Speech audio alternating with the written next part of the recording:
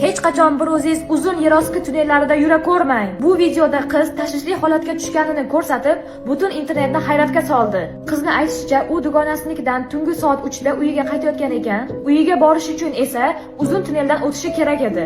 Boshida u tunneldan yurishni xohlamabdi, lekin bu safar uyiga tezroq borishi kerak bo'lganligi uchun tunneldan yurishni tanlabdi. Gap shundaki, odamni qo'rqitadigan tarafi, tunnel shunchalik uzunligidan uni boshi ham, oxiri ham ko'rinmaydi.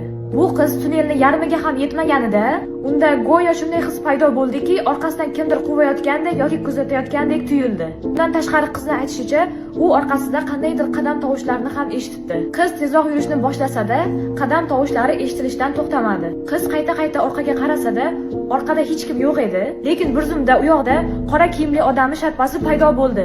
Bu payt qiz juda ham qo'rqib ketdi, lekin yaxshiyamki, u tunnelning oxiriga yetib kelgan edi. U tezda liftni chaqirib, liftning ichiga kirib olishga ulgurdi. Videoning oxirida esa qiz bu holatdan qutulganiga qo'lini silkitib ham qo'ydi. Nima deb o'ylaysizlar? Sizlar mana shunaqa uzun tunneldan bir o'zingizlar yura olarmidinglar? Fikringizni kommentariyada yozib qoldiringlar va keyingi videoda ko'rishguncha